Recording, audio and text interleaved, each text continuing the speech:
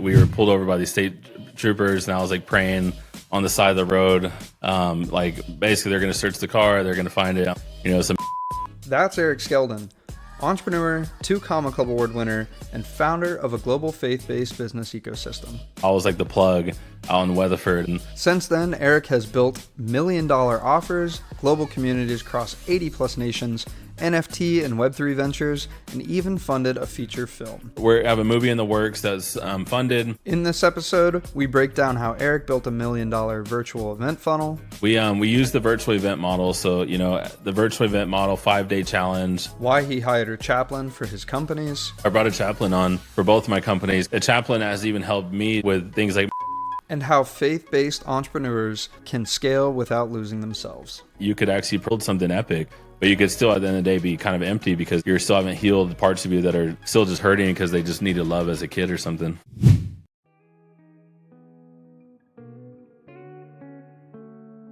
Welcome back to the 2 Comma Club podcast. Today I am joined by Eric Skeldon. I'm really excited about this episode. We got connected through a fellow funnel hacker, and I am just eager to dive into what you have going on. So Eric, if you wouldn't mind telling everybody kind of a little bit about your backstory and how you got into the kingdom space, it'd be fantastic. Yeah, absolutely. Thanks for having me, John. This is amazing. Shout out to all the other 2 Comma people who came before me. One of the 2 Comma people I met that was like an OG of it was a guy named Brian Delaney in 2019. He was, and then a guy, Pedro Adeo, who's done 10, 20 million. So I was at a Pedro's event, and Brian Delaney was there, and they were showing us ClickFunnels software, all the crazy like next level thing. I paid $1,000 for this pre 1 day, with Brian and Pedro really going over high level 7-8 figure stuff. And I was just it was kind of beyond me, but when I was in that room in 2019, it really just showed me, to get in rooms like that, to learn from these type of people. And so that was kind of a big pivotal year for me in internet marketing was 2019, paying, investing, I invested about $10,000 into just self-education, mentorship, being around people who were just consistently just doing very well in internet marketing, serving a lot of people, creating value, events, all those things. And so I just, that was kind of the big year for me. But going back before that, grew up in the Dallas-Fort Worth area, ended up always kind of entrepreneurial as a kid, knew I just loved, selling things, marketing, flipping things, witty inventions, and very, in the world sense, so it was like C student, ADHD, labeled, can't focus, can't sit down, all that kind of stuff. So, naturally gravitated toward sales and, entrepreneurship, buying something, figuring out how to, sell it for more, or just different things like that. And ended up, going, and I got a scholarship in cheerleading to Weatherford College. That was a kind of a, just even showing putting your mind towards something. I was able to do flips and do stunts and hold, make a girl do a backflip. So cool. It's called a rewind, and then hold them up with one arm, and just seeing the athletic, what you could do with your mind. That also was really helped later on in the leadership or internet marketing of just, believing in something or seeing something, believing it, and then going after it. So kind of athletics kind of shaped. And then from there, I ended up going, I didn't really know what I wanted to do in school yet, or I didn't really like a lot of the school, because in the first 2 years of your general education, it's all very broad. It's not hyper focused on business or something. So it's so broad, and it was gender studies or just whatever. There's all these, about rocks and geology. And so I didn't like a lot of it. And algebra, I didn't like math, algebra and stuff. So I failed out of math 3 times in community college. And then at that time, I was partying a lot too. Even though I was doing athletics, scholarship, got 3rd in the nation 2 times in junior college, co-ed cheerleading. I ended up, was just smoking pot a lot, and just even actually, to be honest, we were that was my first, I don't know what it's called. What's the, not 7-figure, but $10,000 to $20,000 business. Was marijuana to my high school, to we the could call it your kids. First successful business, if you will. It's first business that paid all my bills was, for at the time was just a, marijuana business. It started small, and then I saw my knack for marketing. The next thing I know, I was the plug out in Weatherford, out in this small town country town. And so I had to kind of get out of that game and start to get into a level where, like people are giving you a pound, 2 pounds, and they're like, all right, you sell it, give me the money when you're done. Like they were just giving it to me because they knew I could flip it. And I was like, it's crazy. Some crazy stories happened throughout that, almost jacked, almost like, I mean, jacked many times, but just, people steal from you, people like, just crazy stuff. And so I was like, man, I'm like 19, 20. I got to get out of this. Like I'm making money, but it's not going anywhere. God really kind of got back a hold of me. I had a lot of faith as a kid, and God really got back a hold of me and was like, like you're meant for more than just flipping, some marijuana, blah, blah.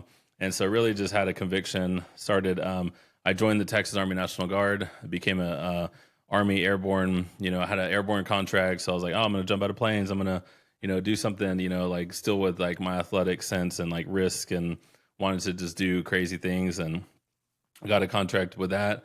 And then right before I went to airborne school, I met my wife. Everything started lining up after I kind of surrendered my life. And my wife came, got in the military, kind of got more focused, like discipline and focus. And then that really set me on a path of just like knowing I got to stay more in, like the way that I'm wired. Like I don't know. One person said like, you can either be like the most successful person, or you could be like a, what is it? A chainsaw that's just like, could just chainsaw stuff up. Like, so it's like, you can go on two ends of the spectrum if you're too like hyper, like just, I don't know, the type of personality. Yeah. So yeah, I really had to learn to like have discipline, focus, and just really just, like learn to have the mind of Christ, I would call it, versus, just the mind of just whatever the world's doing, like, oh, make money and, drugs and fame and whatever the Yeah. world tries to offer you. And so really Was got a there, deep journey of sorry, that. was there like a moment that kind of like pivoted that for you, where you kind of leaned into that mind of Christ kind of stuff rather than just like going after the money and stuff? Yeah, I think, there was a couple things. There was like a moment where, like there was like a, I don't know, half pound in the trunk, and we were pulled over by these state troopers, and I was like praying on the side of the road, flipping heads and tails. Like basically they're going to search the car, they're going to find it. I'm going to get felony because in Texas, if you had like, I don't know, over an ounce or 2 ounces, was a felony. And I was like, this is, like at the time I had a clean record, haven't ever gotten in trouble or anything. So I was like, man, this is going to ruin a lot of things, blah, blah. Like you can't get student loans. You can't, with felony, I don't even think you can go to the military. At the time I wasn't even thinking about the military, but in the future I was like looking at like all the things that would have hindered. And I was just praying like, God, like help me out of the situation, like help me rescue me from this. And, I'll serve you the rest of the days of my life. Like I'll know that you're actually like there and hear me. And like, because at the time I was really struggling, like what's real, what's not real. Because in college, everyone's teaching you like, oh, God's not real, the Big Bang Theory. Like we're just a random experiment. We're just evolution from gorillas. Like that was what all I was being taught at the college I was at, and all that. And anyways, so I was really struggling just like with what's real and what's not from what I grew up with. And yeah, God ended up, or whatever, God, I believe it was God, but at the time it's like the state troopers came to us after an hour where we're sure they're just gonna get a drug dog or something to just get the trunk open and do it. And they're like, all the drug dogs are sick today, son, today's your lucky day, like go home.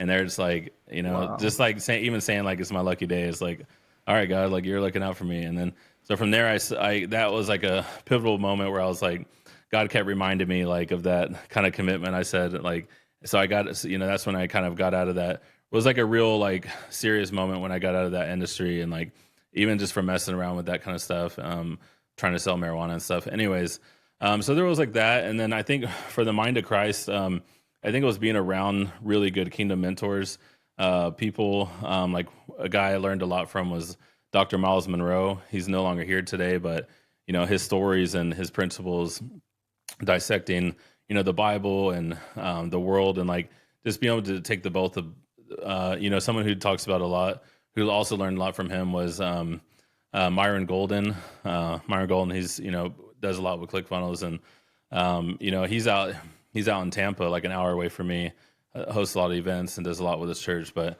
That's really just cool. the principles, being able to relate them to today, the more I really just study the principles of the mind of Christ or kingdom economics and stuff, it started clicking for me. So it was a process, but I think, I even wrote a book called The Kingdom Mind, where, really just, as I transformed my mind from, just a worldly mind to, a mind that's always thinking about serving or thinking about helping or thinking about solving problems. Um, and so I think, a lot of good books and, good mentors, getting around the right people. But I think ultimately, like, the more you just can spend time with God each day and, meditate and ask God for wisdom. If you look at like King Solomon asked for wisdom instead of, riches, instead of, granted, the funny thing I sometimes think about that is like, because it says he did that after, I don't know when it says he does it, but it still says that he still had like the concubines, still had like all the, like, it basically tried everything under the sun. And like, so I'm like, well, it's like, because sometimes I say, oh, well, he asked for wisdom, like, but then I'm like, if I could ask God something, I was like, well, then why did he still try everything first, Right, right. and then like start going like, oh, I've tried everything under the sun, like nothing's new, like, so that's kind of the funny, kind of funny piece. But anyways, it's, for me too, I had to learn a lot of things hard the way, because as humans, we have to try things. Like, you have to, like, for instance, like with making money, for instance, you have to, like, a lot of people say like, if you get rich and have a big house, you're not going to necessarily be happy. Like, having a big house and having a Lamborghini or a nice car is not necessarily going to make you happy. Like, there's even some, my two, whatever, 10 million comma club people that they had a story of, they got a Lamborghini and they were still suicidal afterward. And they're like, man, why does nothing make me happy? Like, so, but you have to almost figure that out for yourself, because humans, we it's hard for us to just believe someone else. Like, if you're like struggling and never could pay your rent, never could pay your bills, you watch your family struggle, never pay your bills, like, it's hard to for them to be like, oh, I wouldn't trade spots with someone who always has plenty of money, plenty of, nice houses, cars, they could travel everywhere. It's like they're in their head, they're like, no, like, give me that, like, I would love to have that. So it's hard, so you almost have to sometimes go through it. So that's why I think life is just a great teacher, and especially we go life with God, and you seek out wisdom, you seek out good people, because life, like, I've experienced it, that, a big house and, all this stuff, it you want to feel it just to say you've done it. Oh, I'm in a big house and it's like, whatever, kind of technically a mansion, and, in the nice neighborhood. And it's just like, but then you're like, for instance, the house I'm in now, which we're moving in a month, but like, it's, for instance, like, it's in a neighborhood where everyone's like 50, 60 years old. So like, like, looking at back, I'm like, everyone probably thinks I'm young, and like, how does this guy live in this neighborhood? Like, so it doesn't even do what you thought it would do. Like, you think, I would, like, looking back, I would now, like, after learning that, that's what I'm saying, like, you go through and you learn, like, oh, like, it's cool to have a big house. Like, upstairs, I can create a studio up here and I have more space and whatever. It's like, but it's not as cool as you think it is, but you want to, do it just so you can feel it and like see what it's like. So you can be like, oh, well, now I know what I want more now. And it's like, each thing you do, even in internet marketing, it's like, they say you do A/B testing, like, try this hook. Okay, which one works better? All right, this is your copy, under the hook. Here's your story. Here's your hook story offer. Like, you got to A/B test and figure out what you really want and like. And Yeah. so that's like the fun of marketing. That's the fun of life, is you have to figure it out and kind of really see what you really like. Like, so now with even like, house and stuff, like, I would rather, I still, obviously, I would like to have a nice house, because we have a big family. So I still like wanted, I don't, like, I've thought about like, oh, we should do a tiny home or just something super small, but there's just so many people. Like, we have a family of, 9. So it's like, Yeah, you that's just pretty need, good you need size. some space.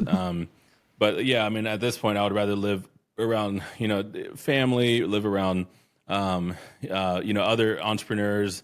Like, I love the idea of like, co-working spaces with other entrepreneurs. Like, I would love more, like, ClickFunnels type impact driven people where, we all Yeah. live in a city, we're all building 7-figure plus businesses, and we all just meet and work together and drink coffee and talk about ideas. Like, that would be like my perfect scenario. I'd love to like build out, is like, everyone lives in a cool city. And then we all go work, at we go to the same coffee shop, same co-working spaces where we could just build out stuff, get ideas, share inspiration. And so If you're listening to this show, it probably means one thing.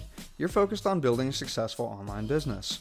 Well, here's the truth. No matter how good your offers or systems are, they only work if you have a steady flow of quality leads coming in. And one of the most powerful ways that I've discovered to create that flow is through a podcast. That's why I created the Podcasting for Leads Masterclass. In this free masterclass, I break down how to design a podcast that consistently generates high-quality leads for your business by building relationships with the right guests, which gives you access to their network, their list, and their audience, all while positioning you as the go-to authority in your niche. So, if you want to create a predictable lead flow, attract dream clients on repeat, and build the kind of authority that fuels your long-term growth, then check out the Podcasting for Leads Masterclass. The link is in the description down below. Now, let's get back to the conversation. I really love that. That concept there, because I've heard of like influencer houses and stuff, but like I haven't heard about something like this. And it's funny, like that thought actually crossed my mind recently in a similar kind of light. And I'm curious to pick your brain, like, what do you think it would take to be able to pull something like that off? Do you have any insights to that? Yeah, I've kind of mapped it out, some business models for it and stuff, but it's just like that, like I said, like I have so many business models for so many things, but it's like, and then I think about like, all right, what does it take to build this into a 7-figure business? So for it right now, like we've done it online a lot. Like we'll build like these online communities. That's the easiest way to kind of do it. Build a mastermind. Like, those are what's kind of working for a business model online is like either a free community of just like-minded people, and you just like, 6 to 12 brothers or, brothers and sisters that are just building, just meet on Zoom, like whatever you guys, everyone can commit to for free. Like that's a good enough energy and value add for everyone. If it's, good wisdom in the room. And then obviously masterminds where everyone, pays and they go meet up local. But the co-working space, like the way I've seen it modeled is like they have these VC firms. So if you have a VC firm that invests in founders and then they invest and advise and give marketing. So like for ClickFunnels, like we would start like a VC firm, right? Like a VC firm where we back these ideas, but then we also own a co-working space or, a tech hub, if you will. And because I'm kind of really getting into technology and, a couple of my friends have now built apps that have, IPO'd. One of my partners built an app that IPO'd. The other one has pray.com, has 18 million downloads, like, and they're, they've raised 36 million for it. So it's like the #1 Christian app in the world. So like I'm around these people who are building these epic platforms and just thinking about that, like how do we have a tech co-hub where there's, there's VC, maybe a VC connected that, can give resources to these founders that are all incubating, drinking coffee, thinking about development, thinking about AI development, thinking about marketing, and we're just like all building. But we know we have, a good place to build with other creative people. And maybe that co-working space has the best .com secrets, the best, perfect webinar, the best how to get your first $10,000 clients. Like it has rooms where you could just go in and watch the best marketing materials to like learn how to, go from 0 to 10,000, 10,000 to a million, like, or 10,000 to 100,000, whatever. Like it just has, like kingdom principles, but also just what works. Alex Hormozy and, all this stuff. So it's like, I've visioned that out, and yeah, like I love thinking about it, but I haven't seen it modeled like that, like what I'm saying. And I think we should do it. Like if you guys hear this, we should build it and we should do it. I mean, but at the end of the day, you kind of need a capital firm that already has sustainable, good businesses, that has capital, that can kind of get behind the founders in the incubation. And the incubation, of course, business model is, someone needs to get the real estate or rent the lease for, co-working. And then on that side, you need, for value add, everyone pays membership, $200, $300 a month, $500, whatever, for different offices. And it's like the co-working model, but connects to it is, the capital VC or, hub that can kind of fund some of the best ideas that pitch each month or something from that's coming out of that incubation. Yeah, it sounds like you put a lot of good thought into this, and I can tell that it's something you're really excited about, and I love the concept.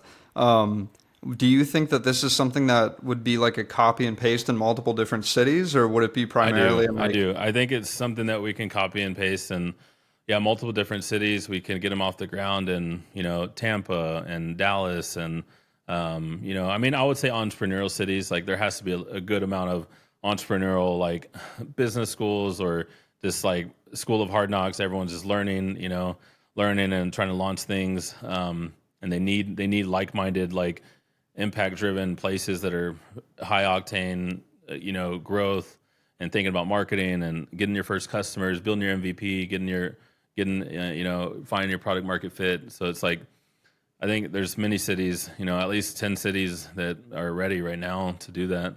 So if there's any investors listening, hit us up. Let's build it. Let's do it. Yeah, that'd be sweet. Awesome. So let's dive a little bit into kind of like your entrepreneurial journey in the capacity of like the Two Comma Club Award. What offer did you put out there in order to scale it up to $1 million? Yeah, so we were, and I don't know if I want to say we were one of the first ever to do this, but we used the virtual event model. So the virtual event model 5-day challenge. We ran Facebook ads to a free challenge. We brought the best Christian leader type speakers. I brought it for each day. I just hosted it, and then I gave the a pitch on like day 3 on Wednesday. Do a Monday through Friday event. And we were the first to do really like at the time it was called NFTs, right? Like NFTs with utility of, but we were the first to build $1 million NFT project that had the art, utility, and just community and resources. It came with some courses. We had courses and stuff. A lot of like kind of what I'm talking about. Like if you're a member of this, you get all these best courses.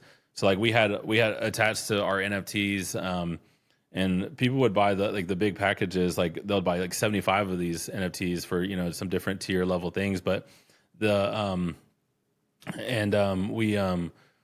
did it. The problem is like using the good thing about the blockchain is everything's automated. Like so you would spend like ETH or Solana and it would just airdrop or come straight to your wallet when you purchase it. But the problem is the community that we found, they didn't know how to maybe get ETH or MetaMask and purchase it on that website. So we did a first launch using that model. We did the first launch on using that technology, the new technology in 2021, 2022, minting with Ethereum and all that, MetaMask. But then we found out we had such a huge demand for people who were interested in getting into Web3 and and utility and buying a piece of this, blockchain asset and having utility for all these courses and all these programs and community. And so we were like, hey, what if we did an event and we helped people get the MetaMask wallet, but we just airdropped it to them and they just purchased it, through Stripe or through, whatever our regular payments systems. Because that's what they were good at. People knew how. That's what people already knew, the onboarding. They just knew how to pay by credit card or card for a package. And so we basically had these digital packages for the same things but we had we used like ClickFunnels to do the offer, right? Here's the offer, here's what you're gonna get, here's the offer stack, and we built an amazing community. We ended up as a community, we bought land in Uganda. We ended up we had 81 nations that were involved in the total big free community. It became like 10,000 people in the free community and 700 people that were in the paid that bought at least one thing. That was the minimum order was $222. So the average cart value ended up being $750 something dollars. So it made sense to even spend ad money. So we spent over 100,000 on ads. We even had affiliate technology using Lead Dino, where we paid 30% to our affiliates. The affiliates, all they had to do was bring people to the free event. So even if people didn't pay for anything, it was still a win-win because it was 5 days, nice. Action-packed. And then we had a $97 VIP pass. So they got books and resources, and they got backstage with the speakers to ask them questions. And these were some pretty cool high-level speakers. So they, so that was kind of our, in the ClickFunnels world, they call it the, what is it called, where it's a break-even offer? On your ads. Self-liquidating offer. Yeah, SLO. self-liquidating. So the $97 VIP was our self-liquidating. So it was zero for free 5 days. So we serve at the end of the day, we're serving everyone for free for 5 days, no matter what. And then the $97 is if they want to go a little bit deeper, get the VIP, go backstage if they were really loving it. And then of course the offer was where it was kind of going more into the money because they were now buying something from the offer. And there was just a lot of hunger at that time in 2022, 2023 for, Web3, for community, for connection. There still is. Everyone wants to be plugged in and connected. And from that whole community, we pivoted when crypto kind of crashed in 2023, when like FTX and all the crypto crashed. We pivoted towards studios. So now you see Kingdom Hearts Studios. So, and then we have even card games. So from the intellectual property that we built as a community, we now have a movie. We have a movie in the works that's funded. We're still finishing it right now, but it has a Lord of the Rings actor. So Gimli from Lord of the Rings, we got to pay him to come on board. Super cool. He was also Sala from Indiana Jones.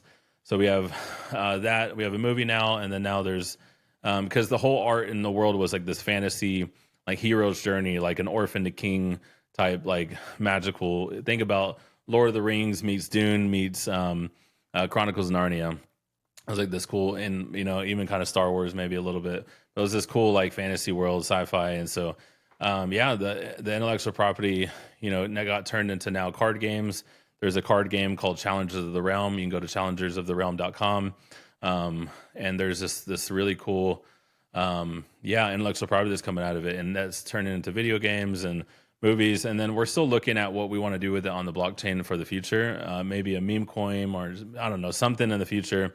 Crypto is just it still was so early for some of the crypto stuff, but and even the NFT technology. But yeah, I think at the end of the day, there's always still a purpose for the intellectual property, the ideas, and so it's just really cool to see what we built through that. And so yeah.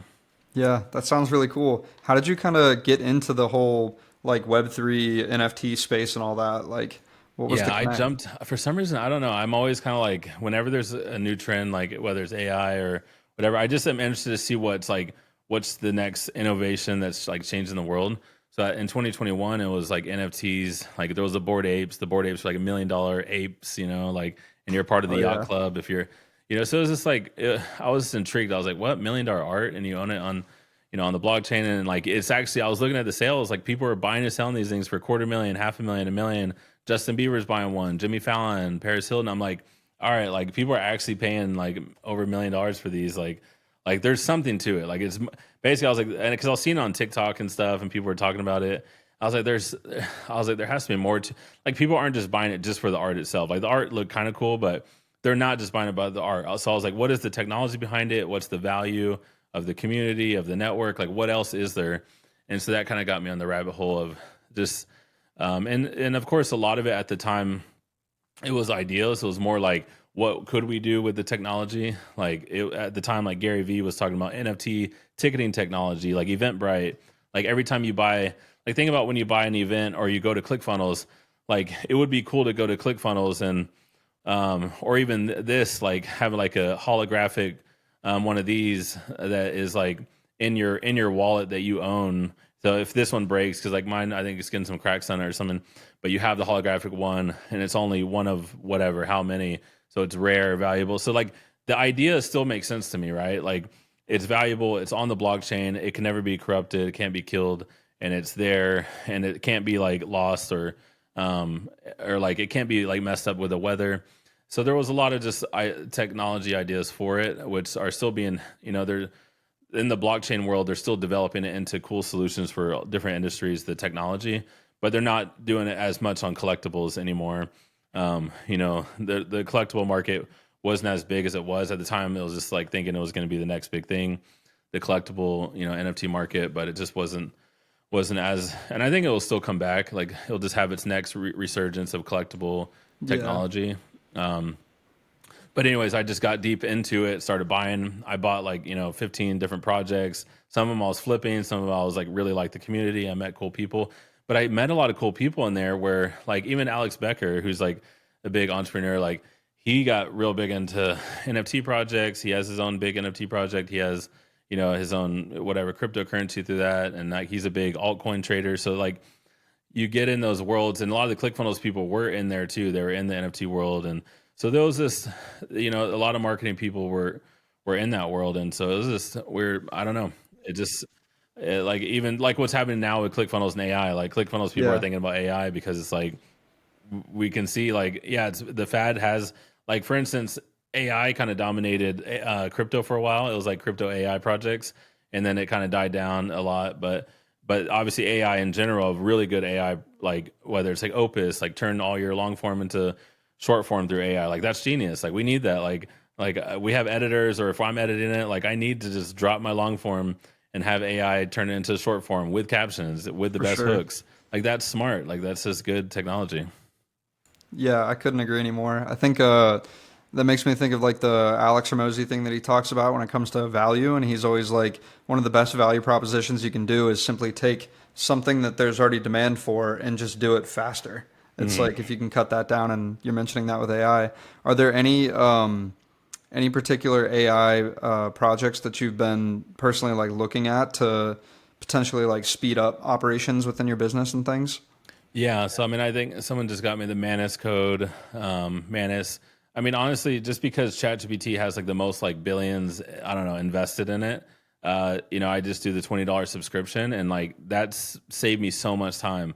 Like legal documents, like I'm like, because I'm already like I've already pretty good with like law and legal, and like understand like my dad just took me through, and I just through life experience I had to learn like legal and jurisdiction and just all the terms, and then even coding. Like I went to Bethel School of Technology that partner with Woz University. So like I went to coding school, business school. So like I understand code enough to know I don't want to code. Like I don't want to sit there and just code and do function JS. Here's the color. Here's like that's why I like drag and drop technology. That's why I like ClickFunnels. Like drag this, put the hook, like copy this funnel that's doing really good.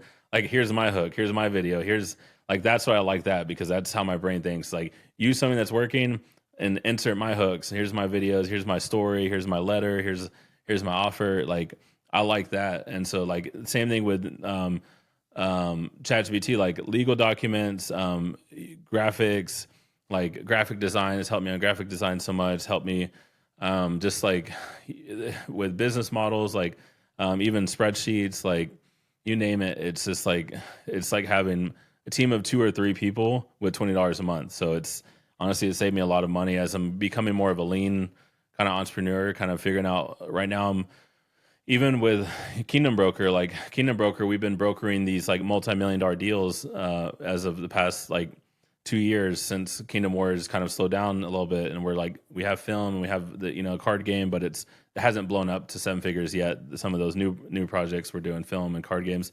Anyways, so with KingdomBroker.com, we were building a marketplace for these $1 to $5 million deals where we were gonna in the acquisition space we were gonna make it easier for people who want to buy $1 to $5 million deals, and for people who want to like buy them and improve them, but also make them just like a generous business, a business that impacts the employees, that impacts the customers, that basically wants to do good, right? So we were kind of building like a values based marketplace. Anyways, as we were on that idea, a lot of our investors were like, "Hey, we like your thesis of these $1 to $5 million boring businesses, these deals that are making 10 employees or more, that are making 20-30% margins. Why don't we just start doing some of these deals?" So we've been doing, different deals that are making good money for clients.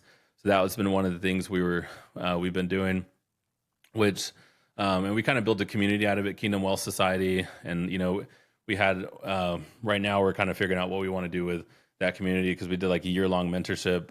That didn't get as we did like kind of a test pilot. It didn't, one of my goals was to turn Kingdom Wealth Society into like this kind of what I told you about that the like the VC and the hub.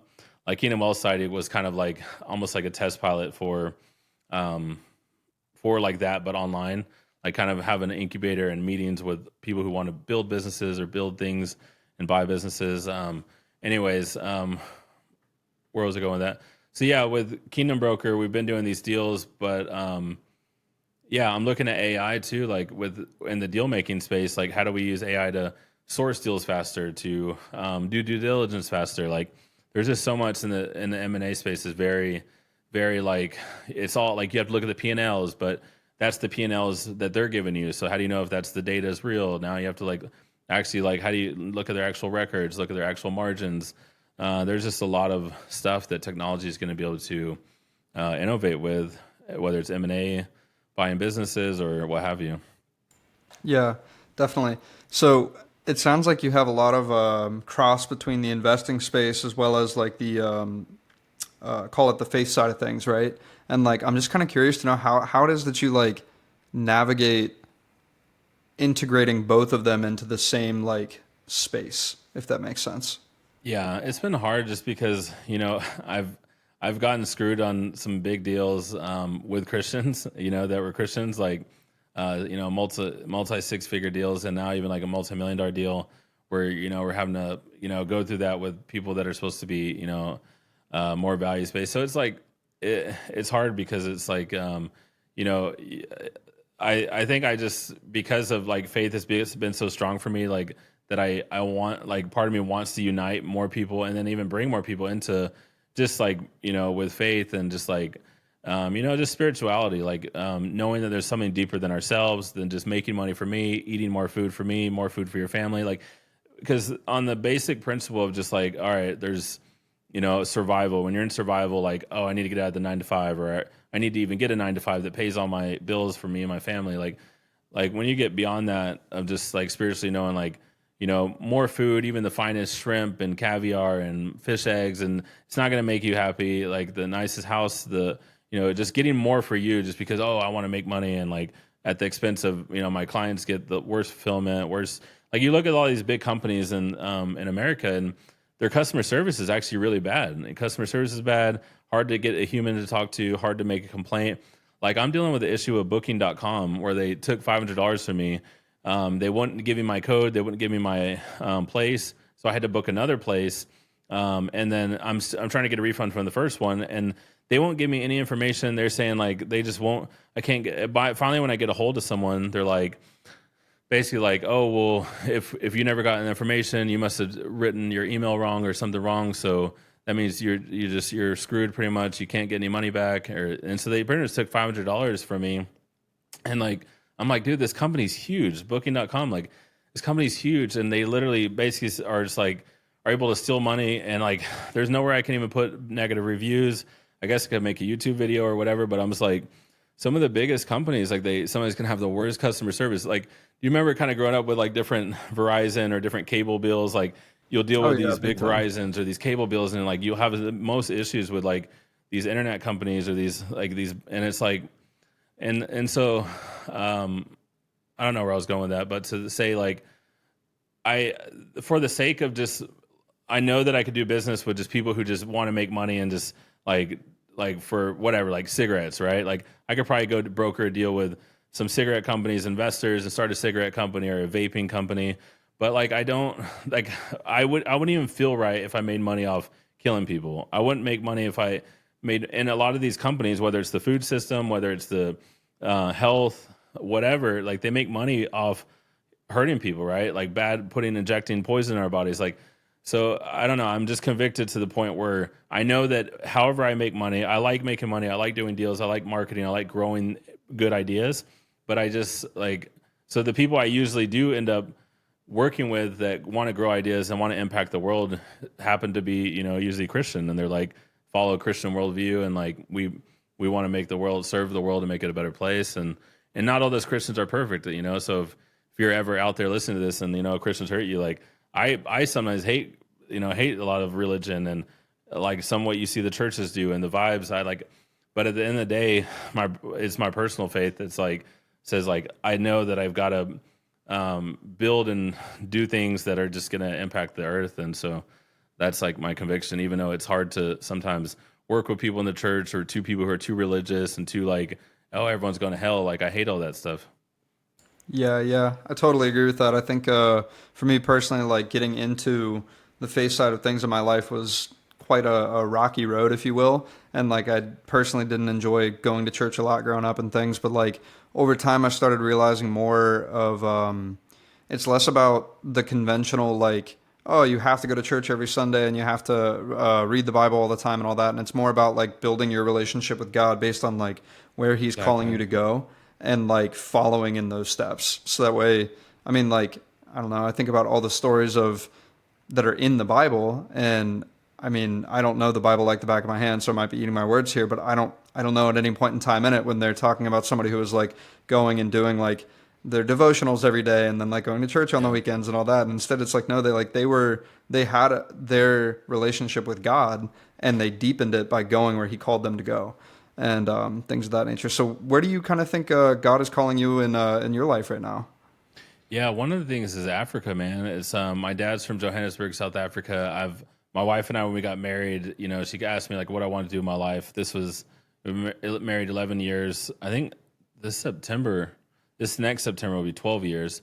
And I told her, I want to go and like make documentaries in South Africa and just go live amongst the people who are in the most hungry, but also need the most need, and just like show like shine light on poverty out there, bring resources out there. And, God's been kind of opening some doors to kind of what I'm talking about in the co-working investment space, like for America, for like just ideas like you, me, and all these, good entrepreneurs coming together, getting ideas, bringing capital to those ideas, growing them through technology, through marketing. There's been some, shift towards kind of even these deals we've been doing with Kingdom Broker to work with some of the top South African companies and invest and grow and scale these South African top companies. So like that's kind of a shift that he's been calling me to, and he just keeps opening the door after door after door. Like one of the things I did is I brought just to kind of keep me on the same path of because I can sometimes just get on the path of revenue, drive revenue, just grow the company at all costs, like whatever, just like Harvard business, like cut out the expenses, grow the company, like not think about as much staff and the culture of the company or all of that, right? The fulfillment, the customer service. So it's sometimes you could just think of, all right, I just need to just cut expenses, drive revenue, and like that's solve the marketing problem of it, which is how do you get the customer, cost per acquisition, pay advertising dollars, and then it's just like a wheel, right? And so my mind can kind of get stuck on that sometimes. So I brought a chaplain in to keep me on the vision, like what the mission is for the company, like what I'm really called to, even with the principles that I'm talking about. So I brought a chaplain on for both of my companies, Kingdom Broker and Kingdom Warriors, and that's really helped. And he actually recently sold everything and went out to South Africa and helping. He's doing life out there and like ministering and just doing the cool things and doing business out there too. So there's just been a lot of open doors just through even doing things like that, simple things like bringing a chaplain to keep the integrity of your company. And even like a chaplain has even helped me with things like marriage or things like personal issues that's apart from the company. And so like I even, to other entrepreneurs, like, I mean, in some worlds they just call it getting a coach or, like have a coach that keeps you accountable to, doing good for your company. Like that's why companies have boards. And so hopefully your board, if you have a bigger C Corp or whatever, you have a board, you have investors, like have a board that's, keeping you a board sometimes in big companies with VCs, they're trying to make you drive revenue and make more money, but have a board or have people that are also thinking about the other things, like thinking about you, thinking about your marriage, thinking about, family, thinking about, the culture of your company. So anyways, that's been some cool things. And all of it has kind of spawned of just honoring God, trying to honor God within our companies and stuff. That's so cool. I love that idea of bringing in the chaplain and everything. Because, I mean, the rooms that we get into and the people that we talk to on a regular basis looks like a lot of, for lack of better terms, I would say like there's a lot of prideful moments that can take place, and people who are not willing to be humbled because they're chasing the revenue and the next big shiny thing and all that. Mm-hmm. But as you've mentioned throughout the theme of the podcast, it's like those things don't ultimately fulfill you at the end of the day. Like it might have been a cool, like quick, you enjoyed it for a moment, but then it's like now it's just another day and it's on to the next thing. But when you really center yourself with God like you did, like it keeps you on that path and keeps you moving in the right direction. And that's really cool. I think that's the first time I've heard somebody hiring a chaplain in their business since I've done this. And I love that. That's phenomenal. Yeah, it's been a game changer. And there's been some big things that have happened that we've needed, like real, like not just the, surface level, like put on a mask, but you need to like, with whatever your partners or with people, but like you need to just actually be real and like, how are you actually feeling about this? Like, man, you feel kind of like that, like you got betrayed. Like, how are you dealing with feeling betrayed? Like, are you going to just drink alcohol and whiskey because like, you want to just whatever. But sometimes like I have a glass of whiskey, and sometimes like having a glass of whiskey sometimes will help. Like it helps like whatever, just calm me down a little bit at night and like whatever. But it's like you don't want to turn to just whiskey because you're coping with not dealing with something. So it's there. It's really good. It's because if you look at even the tech founders that build billion-dollar companies or $100 million plus companies, you'll see like they'll get to the end of it and be like, man, like I was too focused on this. I didn't even spend time with family. Like I didn't even know my nephew or niece's names, or even know who my like my brother. I barely talked to him or whatever. Like their friends, they missed the weddings, they missed So it's like, and not even just that, but just on the internal, like how many times are we chasing something for approval of man, approval from maybe our dad that we never got, and so we never even look at like the roots of like the pain and like the reasons that we're like masking to just put on a front to try to perform. Which sometimes just through that you could actually perform and build something epic and big, but you could still at the end of the day be kind of empty because you're still haven't healed parts of you that are like still just hurting because they just needed love as a kid or something. Yeah, yeah. I think there's a lot to be said about like the impact of the proper environment on an individual or lack thereof, and how that shapes them going forward in life. And so, I'm curious to know how it is that you mentioned the community that you have, and it sounds like it's got a lot of individuals who are faith-based in there, if I understand correctly. Mm-hmm. And so, like, I'm curious to know how it is that you're like helping the individuals that are in that room navigate the topics that you guys are discussing in combination with the faith side of things. Yeah, it's something that we kind of got to get back to, just doing more community stuff, because it's kind of yeah, like right now it's just been more making content and like giving content for free, but we haven't really been getting together. The way we kind of used to do it is we would have like a weekly session where and actually someone who is kind of a new Christian, Garrett White, with Warrior, Warrior. Yeah, yeah. He also talks about this too. Is like you'll do a session, do the video or do the teaching. Like let's say we're talking about this, like going so hard, but you never like take care of your feelings or like the root of you're angry or if you're bitter towards something, or you never like actually address that. So you'll do that, and then you'll maybe ask some questions. And with ChatGPT, you can actually have it give you some working questions. You can go to ChatGPT and be like, give me 3 questions to spark 2 minutes apiece of whatever, like what this topic, and then you get like a little guide. Now with ChatGPT, you can even have it like create an actual PDF, so you don't even have to hire a designer. You can get a PDF with some branded questions guide. You could do a teaching, do a training for your community members, then do and then give them that worksheet or whatever. Have and then either people could print it or just do it digitally, and then we'll go and like you'll just have someone basically just do a facilitate everyone. And then sometimes you'll have some people answer. You'll do like the Q&A. Oh, I felt this when I did this, but everyone will get a chance to write it down, to process it for 2 minutes. Sometimes we'll put on some like music or whatever that can stimulate the brain as they're just like meditating, thinking about it. And then, so we would do a lot of things like that, which I kind of want to get back into it because we had a lot of transformation in our Kingdom Warriors community, but right now we've been so kind of big on just our film and stuff. So, and like the card game and stuff that we have, but that's what I've like been kind of calling us back to, like the community development of what the stuff I'm trying to build out. So yeah, it's a good question. Like we want to get back to that because there was a lot of transformation just from doing that amongst people on the topics we're talking about. Yeah, definitely. So I'm curious also, like, what kind of like marketing message did you put out to the world in regards to getting people in there? Because I know that there's, I believe, some kind of specific outcome you're talking about in terms of like what the community is all about, but then how did you also intertwine the faith side of things in that as well? Yeah, I think during that time it was kind of like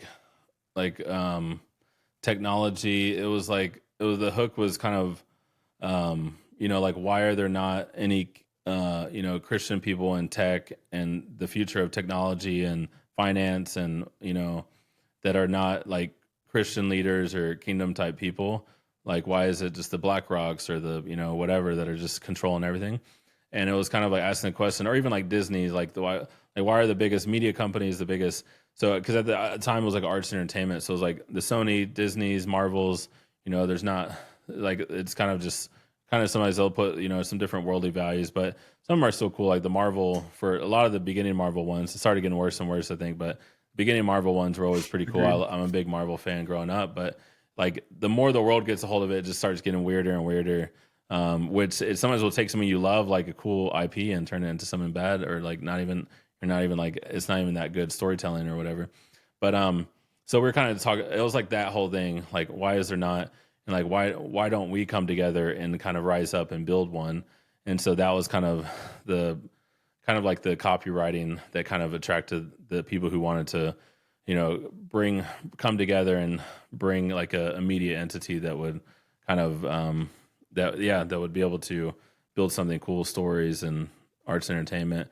And then from just my natural like self development and leadership and stuff, amongst that whole media brand, we were just doing coaching and like trying to grow people, and we're also trying to get people to launch their own ideas. So there was marriages that spawned out of the network, the community. There was a lot of businesses, tons of businesses spawned out of it. Shoe companies, other digital companies, speakers. That was a big thing because I used to have like a stuttering problem and had to overcome stuttering and fear of speaking, and I like my face would turn red and I start freaking out when I want to do public speaking.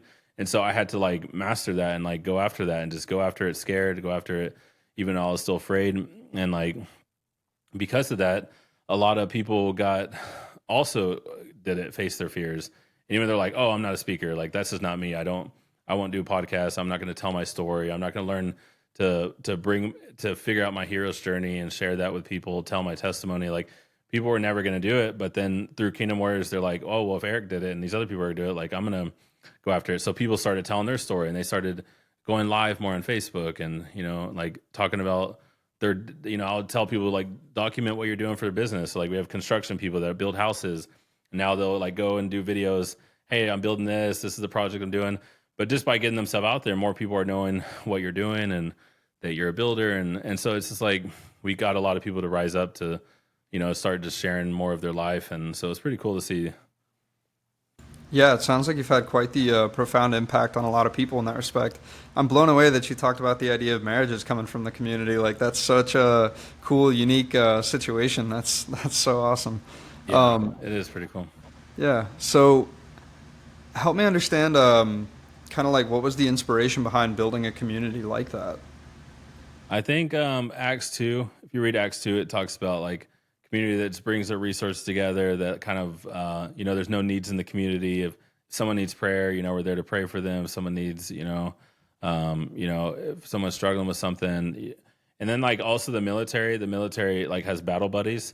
So like I would, try to pair people up with battle buddies. Like, hey, found a battle buddy. You guys ping each other, work together. And when we do those 5-day events, we did them once a month for like 13, 14 months.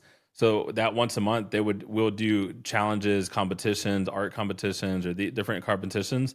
And so like, there would be teams of 5.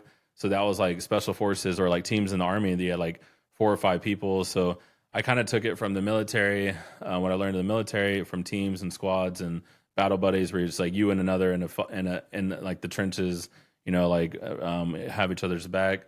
And like iron sharpens iron, that's talks about that. Like the more you just have someone's back and like, sharpen each other, ask each other questions, spark ideas. So yeah, I mean, I think I took it, some from the military, some, biblical models. And then, I think too, like in college, we would do that. We'd get into groups, work on projects together. So, maybe took some from what I learned in business school. But yeah, I mean, I like seeing different models that work, and I like just meshing them together and seeing like experiment on things, And then when I see things happen out of it, like communities growing, like I go on Facebook all the time, or when I'm on Facebook, I see all the people in our network. They're all like best friends now. Like all of them, just basically they're all commenting on each other's stuff, and like so a lot of their people's main friends are from the community that we built. So it does make you feel kind of good, like that's kind of an anointing, sometimes people have to build networks, build communities. But in the Bible, I think they call it like apostles. Apostles kind of lay a foundation for, community to just thrive and kind of grow on. but you're kind of build like a foundation for people to do stuff with. So yeah, like a lot of people have, like, and then at the time I used to get kind of like, what is it called? Like ClickFunnels, they're dealing with the stuff with Go High Level, like the one click, take your funnels. And like, there's just so much like, but then Russell used to always say, what did he always say? Funnel hack, like funnel hack. So you're basically like basically saying that, but they created the technology for it. But it's like that whole thing. So like that whole, like you're giving out all these ideas, funnel hackers and funnel hack the top funnels and build your own. And, hopefully you'll make some figures. You're one funnel away. Like, and then technology people are now building it and letting you white label and like, now they're crushing it, which, that's just, speed of growth and speed of, technology and like white label, like everyone wants to pretend they have their own software tech. And so it's just like with Kingdom Warriors, there was a lot of that. A lot of people would take my ideas, take this, take that and run. But I think that's part of I think Russell is very apostolic too, is like you're kind of a pioneer and you're like an apostle that builds, but then sometimes will run and take they get the energy and the ideas from you and they just start going off doing their own thing. And, sometimes they take your people with you or with them and it's just part of the game. And you kind of just got to just be like, look, it is what it is. Like, cause like I just said, I learned a lot from all different types of things, Pedro Deo, the Bible, the military, business school, so it's like, I learned and took a lot of the best of I learned and people take the best of what I've, brought to build and people take it. And so, I think it's just part of it, like kind of like the whole thing. There's nothing new under the sun, and if people copy you, it is a form of flattery. So it's like not that big of a deal. Amen to that. If anything, when you see people who are able to do that, it just lets you know that there's a lot of people you can help with that out there, and there's a lot of need for it. And it's like you at the end of the day, you get to choose the perspective with which you look at it. And if you choose to look at it as a bad thing, then you're going to be miserable. But if you choose to look at it as like, hey, look, more people got served and they're helping me carry the weight that God is asking me to carry, like, this is awesome. It's another thing. I guess the thing I struggled with at the beginning with Kingdom Warriors is I like wanted everything under the umbrella of Kingdom Warriors or like under the brand. And it just wasn't possible. I was like, eventually it's like, you guys go do your own things, call it whatever you want. Like, and just, like it doesn't have to be an extension or a branch of our project or whatever. Yeah, definitely. So you're talking about advice a moment ago, and one of the final questions I like to ask on the podcast is, we live in a unique day and age where we have the ability to capture a moment in time with video for future generations to see forever. So what is like one of the best pieces of advice that you've either received or you could leave for those future generations? Yeah, just go after it. Bet on yourself. You're the best piece of lottery ticket to bet on. Thinking about betting on. Whether it's like if you think about investing in crypto, investing in lottery tickets, or invest in anything you think is going to get, rich quick, or, don't try to go after getting rich quick. Like just bet on yourself, on your knowledge, on your skill set, and then build something, even if it's like, I was watching The Apprentice the other day and he just has them do these projects, do a project with $2,000, do a project with $5,000, $10,000, and just start doing mini projects and then do it. And then, iterate, pivot, be quick to pivot, be quick to build, and then don't be afraid to launch something. And it doesn't matter what other people think. If you launch something and it doesn't go well, keep going. And I think at the end of the day, if you are truly an entrepreneur and you truly just keep going and keep building, you're going to find your fit and you're going to find the people you're supposed to serve. So just don't be scared to just start building it and launching it. Heck yeah, that's great advice. I appreciate that.